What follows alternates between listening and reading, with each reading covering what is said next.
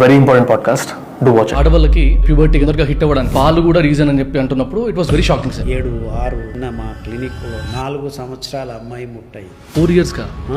రేపటి నుంచి జంతువుల పాలని తాగటం ఆపివేస్తే సంవత్సరం లోపు సగానికి సగం హాస్పిటల్ మూసుకోవాలి. తెల్లాను దాన్ని తింటే రక్తంలోకి గ్లూకోజ్ వరదలాగా వచ్చేసి మీ రక్తం గాఢమవుతుంది.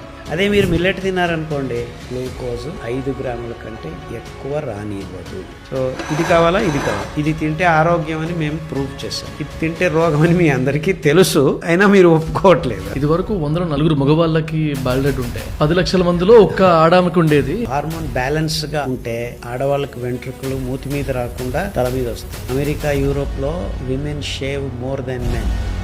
పంజాబ్ లో చేయి పెడితే నీళ్లు దొరికేవి, ఇప్పుడు 1000 అడుగులు బోర్ వేస్తే నీళ్లు రావట్లేదు. పర్యావరణ అంశానికి కారణం మీరు తింటున్న ప్రతి ముద్ద, ప్రతి చుక్క అని చెప్పేదానికి నాకు ఏ సందేహము లేదు. అసలు ఫ్యూచర్ ఎలా ఉండబోతుంది? ఇది ఇలాగే కంటిన్యూ అవుతాయి. మనిషి వీర్యకణాలు మాయమైపోతాయి. Sperm cells. పిల్లల్ని పుట్టకముందే రోగాలు తయారు చేస్తున్నామంటే సంథింగ్ ఈజ్ రాంగ్. తన ఆహారాన్ని తప్పుదారిలో తీసుకెళ్తుందని గట్టిగా వేలు చూపించి మాట్లాడుతున్న ఒకే ఒక్క మనిషి ఎవడయ్యా అంటే వాడే millet man of India, Padma Shri doctor Khadar Vali గారు.